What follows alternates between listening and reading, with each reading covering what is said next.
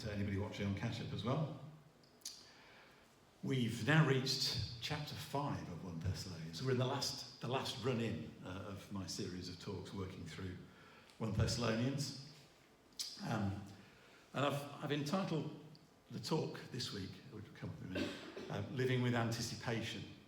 Last time we thought about a question that had been asked by the Thessalonian church to Paul about what happens when people die. You know, if some Christians come to faith and they've since died since you were with us, what happens to them? And Paul explained a bit about that and started to talk about the second coming, including that. And so he goes on up in this section to expand on that a bit further. Now, it's always good, I think, in life to have special times or special events to look forward to. You know, the things that you're really anticipating, things that give you delight and you know you're going to enjoy, whether that's a special holiday or a special event that's happening, a concert, you know, all sorts of things actually we can just look forward to. And often those things become a focal point for planning, particularly if it's a major thing like a holiday. You should have seen the planning that went into getting us to Switzerland. You know, it was there's quite a lot of planning and focus of life that went into that.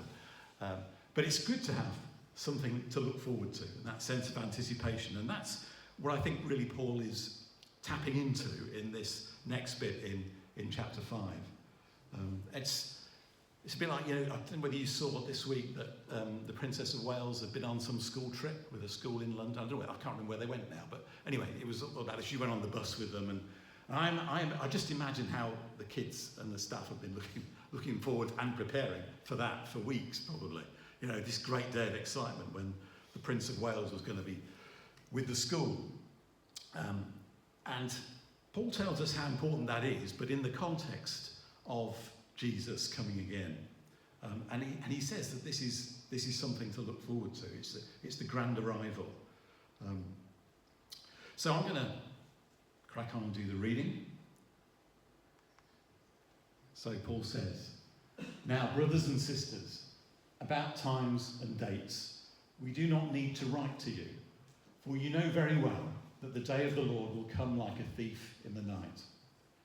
While people are saying peace and safety, destruction will come on them suddenly, as labour pains on a pregnant woman, and they will not escape. But you, brothers and sisters, are not in darkness, so that this day should surprise you like a thief. You are all children of the light and children of the day. We do not belong to the night or to the darkness. So then, let us not be like others who are asleep, but let us be alert and sober. For those who sleep, sleep at night, and those who get drunk at night. But since we belong to the day, let us be sober, putting on faith and love as a breastplate, and the hope of salvation as a helmet. For God did not appoint us to suffer wrath, but to receive salvation through our Lord Jesus Christ. He died for us so that whether we are awake or asleep, we may live together with him. Therefore, encourage one another and build each other up, just as in fact you are doing."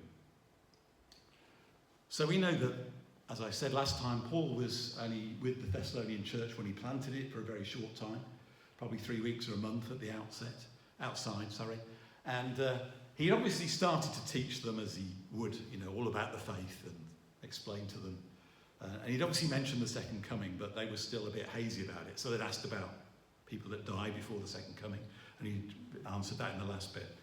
And I sense that that they've now said, "Oh, when's all this going to happen? You know, can't you tell us when?"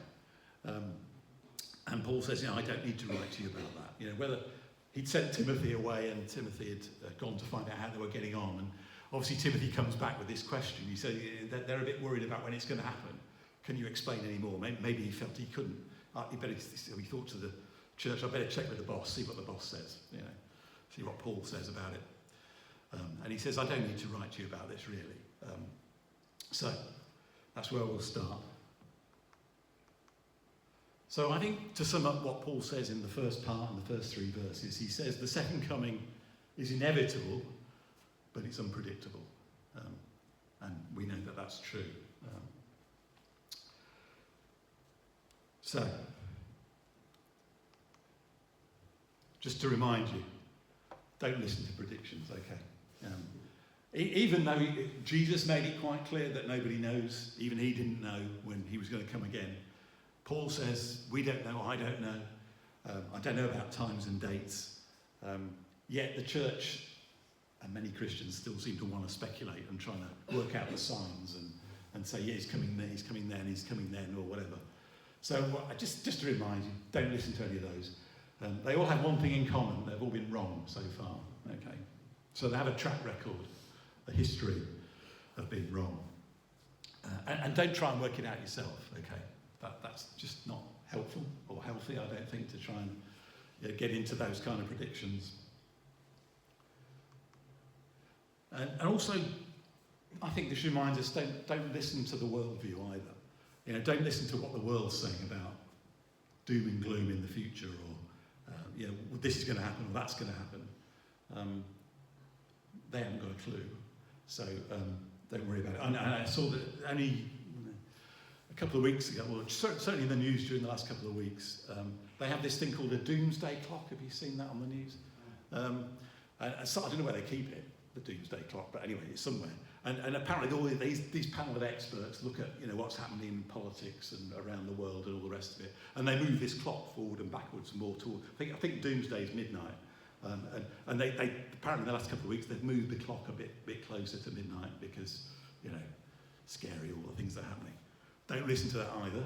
They haven't got a clue, so don't worry. Don't be fearful of events. I know that's hard because the world is in a bit of a chaos in lots of ways, politically and economically and all sorts of things. But this is nothing new, okay? Jesus predicted this. He said, there will be wars, rumours of wars, there'll be famines, there'll be economic disasters, there'll be environmental disasters, but the end is still to come. So this is nothing new. It's been going on for 2,000 years, and it will continue going on until the end, in some form or another. And I just want to remind you that President Trump is not in charge of the world, even though he likes to think he is. Putin is not in charge of the world, nor is Keir Starmer or whoever you want to mention. Jesus is in charge of the world. Okay, it's a bit of a hidden, sometimes a bit of a hidden command of the world, but he's nevertheless in charge. So nothing's going to happen that is not within the compass and remit of his will. But also, equally, don't think it'll never happen.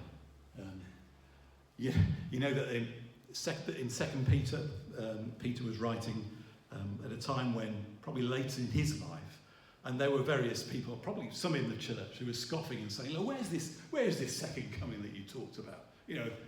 It's not happening. I don't see it." And he had to say, "Look, God's patient."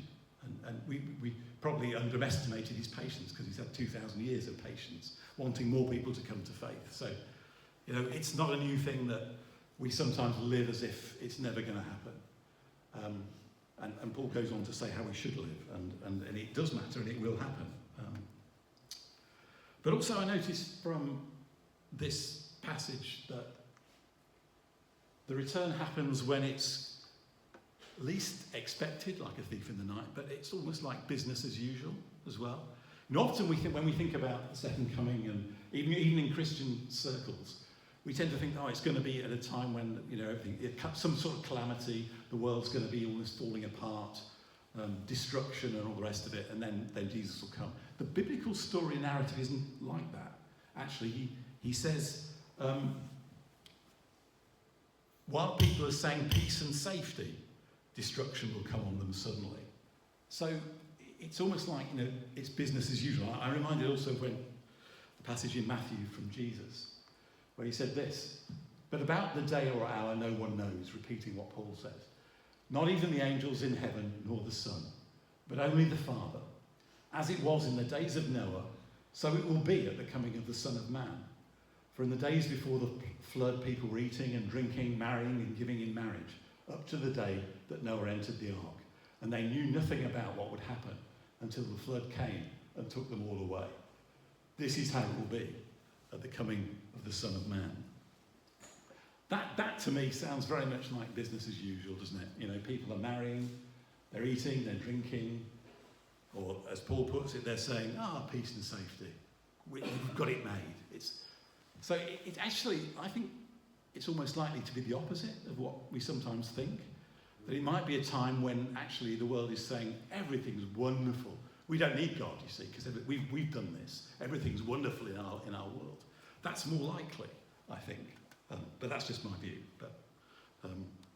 But clearly it's going to be the time when things are still going on.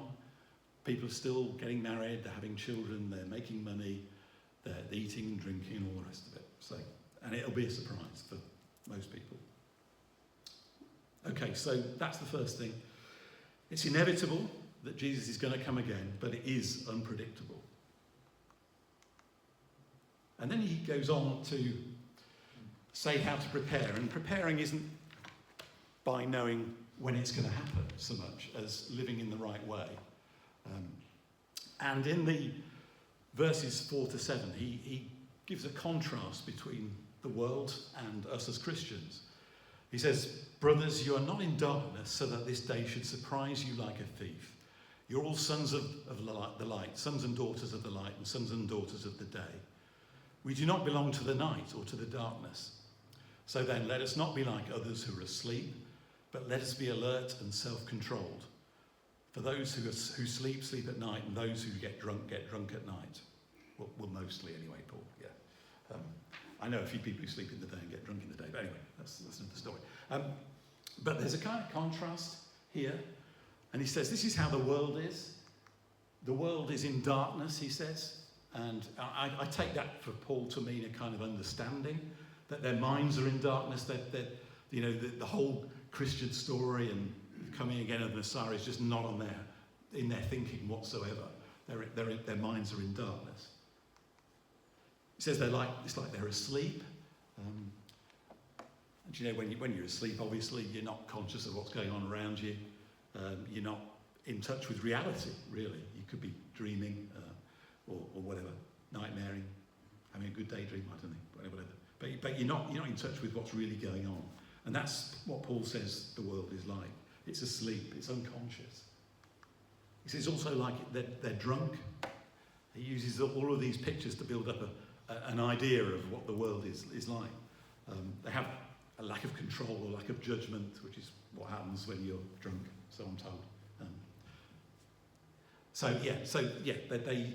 in darkness, they're asleep, they're drunk, and finally, he says they're going to be surprised. That's what he says. When this day happens, he says they'll be really, really surprised and think, we didn't see that coming. Where did that come from? But he contrasts that with us as Christians.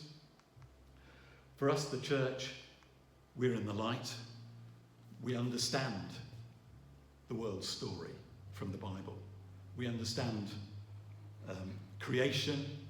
We understand redemption. We understand heaven and the new heaven and the new earth. We understand all of that big narrative story that the Bible gives us about why we're here and what's happening. So we're not in the darkness so that we don't think this isn't on our radar. We have understanding through the Spirit. And therefore we're to be alert, Jesus says. And I take that to mean focused and centered. So focused on Jesus and focused on the kingdom, not distracted. And so often it is actually that we live in a very distracted way. I have a mind that's very easily distracted, I have to say. I find it hard to concentrate on things, particularly, if you're trying to focus on something and I just start thinking about all sorts of other things. I don't know, perhaps you're the same. And I think he's saying that's how it is for us as Christians. We can get so easily distracted by so many things, whether it's worries. It made me think of the parable of the sower, when he says, about why people didn't receive the word, and it's because they get distracted by the cares of this world, as he puts it in that parable, or focusing on what they want and all the rest of it. So it is about being alert and just focused on Jesus and the kingdom. And that's not easy in our world because so much other stuff is coming at us all the time. It's harder, I think, in our generation with the internet and fast news and all the rest of it, all the information that comes at us.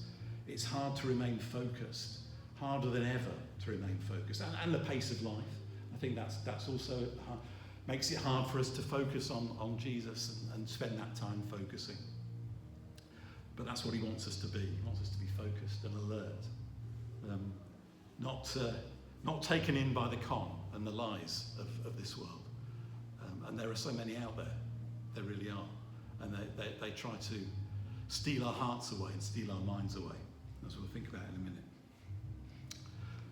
And he says, be sober or self-controlled. You know, don't be self-indulgent. Don't be trying to follow the desires of this world that says, you know, happiness is here or happiness is there. If you just get this, do this, you'll be happy. That's not where it is. It's all the idols that can so easily distract us. And so, of course, for us, there should be no surprise about Jesus coming again. If we are still alive when he comes, it should be like, this is it. I'm ready for this. And we welcome it. I thought I'd give you another quote from Ligon Duncan and his Thessalonians for you. He says this: Christians must be sober, moderate and self-controlled in the way we use the things of this world, because we know that this is not all there is. And we know that the things of this world are not the most important things, nor will they last forever. We must learn to use the world and love the Lord, not love the world and use the Lord. I thought that was good. Right, so that's how we live. We live with this kind of alertness to the world of the spirit and to the heavenly realm. And we don't get distracted by this world in any sense. And Paul goes on then to say, since we belong to the day, let us be self-controlled, putting on faith and love as a breastplate, and the hope of salvation as a helmet. You know, one of Paul's favourite things is to talk about the armour of God. Does it more fully in Ephesians 6, but he seems to, this is kind of like a pre-form, this is an earlier letter than Ephesians, so it's like his first version of thinking about this. And he tends to change his metaphors a bit as to which bit of armour relates to which, but anyway, that's fine. Here he says, put on faith and love as a breastplate and hope, the hope of salvation as a helmet.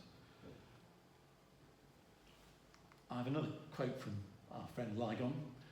He says, we live in danger of the acid of unbelief in the world, seeping into our souls and robbing us of joy because it destroys our true perspective and stops us for living what we ought to live for. And I think that is really, really true. I find myself getting there so often. The acid of unbelief seeping into my mind.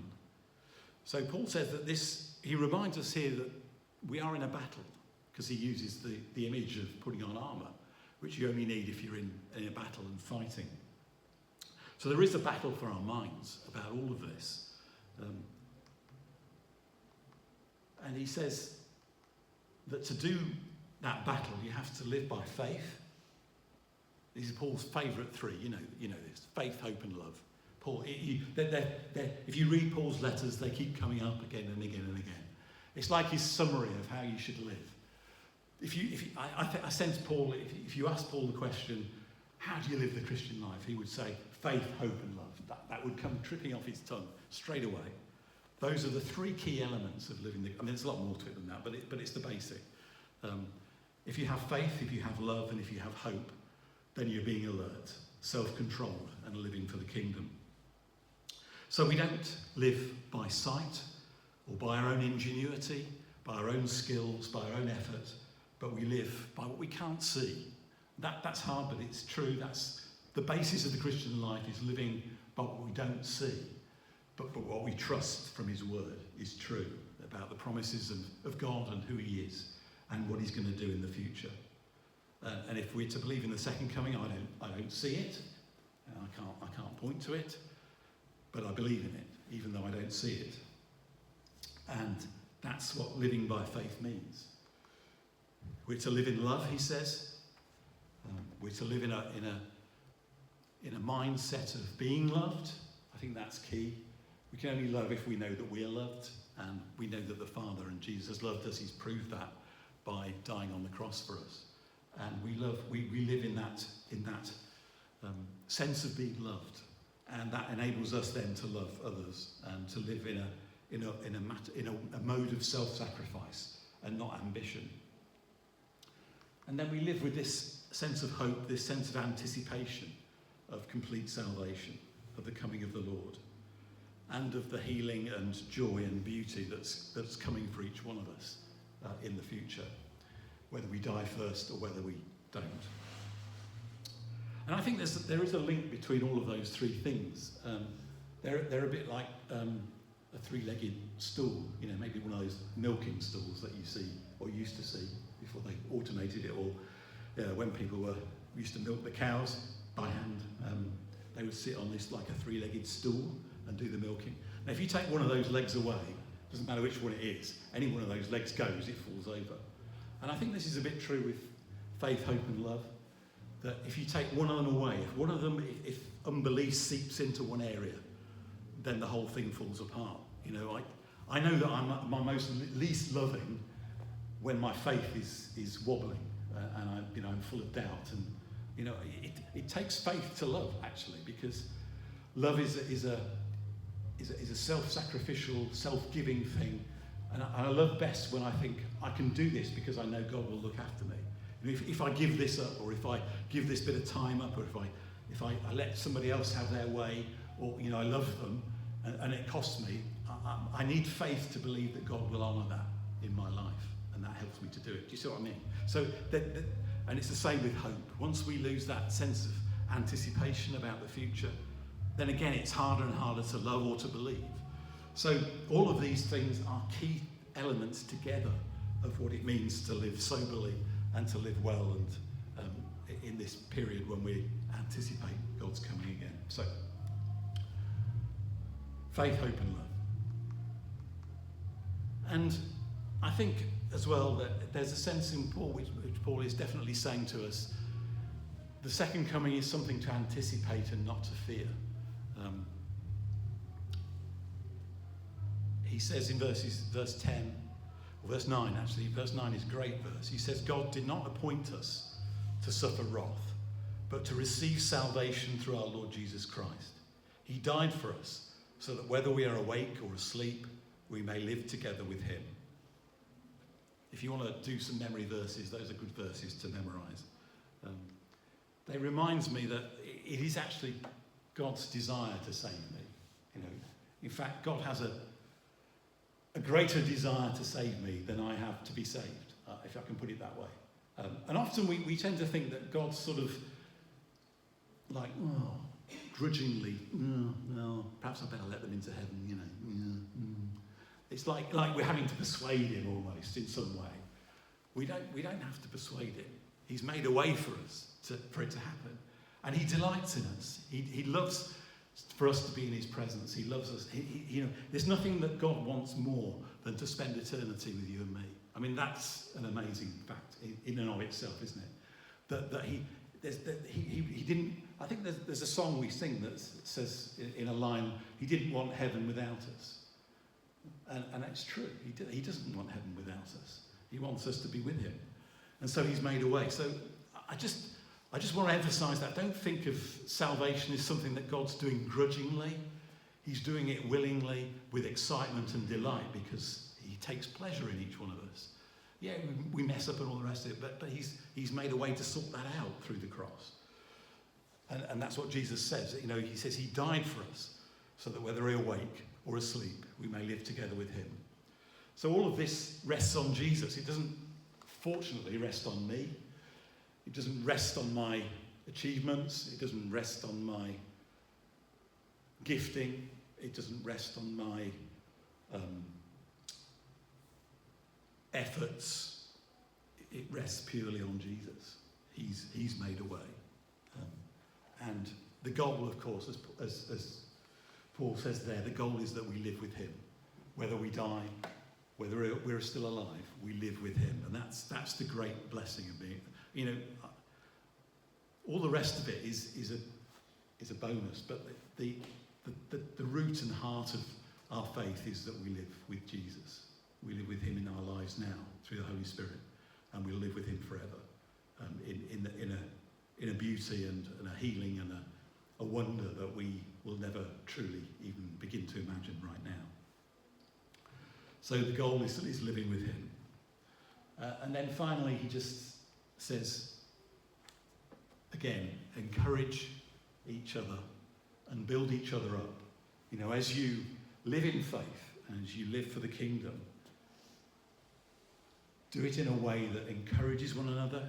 When at times we all doubt, at times we find it hard to have hope in different circumstances, and those are the times when we need each other. And we need each other to say, I'm with you in this, God is with you in this, and just to encourage us in our faith, keep us going. Sometimes it's just that one step forward. And we, as a body of believers together, that's what we do. We encourage each other, we build each other up, we look after each other. We have each other on our radars so that we're not living for ourselves, but we're living for each other. So I'm basically done, but I thought I might just close by reading the same passage in the Message, if that's okay. Then we'll do ministry.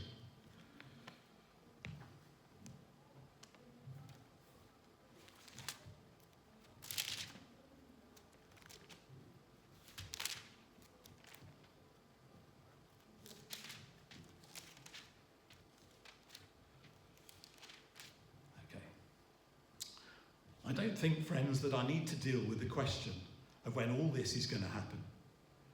You know as well as I that the day of the Master's coming can't be posted on our calendars.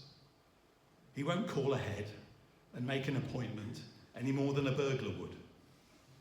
About the time everybody's walking around complacently, congratulating each other, we sure got it made, now we can take it easy, suddenly everything will fall apart. It's going to come as suddenly and inescapably as birth pangs through a pregnant woman. But friends, you're not in the dark. How could you be taken off guard by any of this? You're sons of light, daughters of day. We live under wide open skies, and we know where we stand. So let's not sleepwalk through life like those others. Let's keep our eyes open and be smart. People sleep at night and get drunk at night, but not us. Since we are creatures of day, let's act like it. Walk out into the daylight, sober, dressed up in faith, love, and the hope of salvation. As God didn't set us up for an angry rejection, but for salvation by our Master Jesus Christ. He died for us, a death that triggered life. Whether we're awake with the living or asleep with the dead, we're alive with him. So speak encouraging words to one another. Build up hope, so you'll all be together in this, and no one left out, no one left behind. I know you're already doing this, just keep on doing it. Let's stand.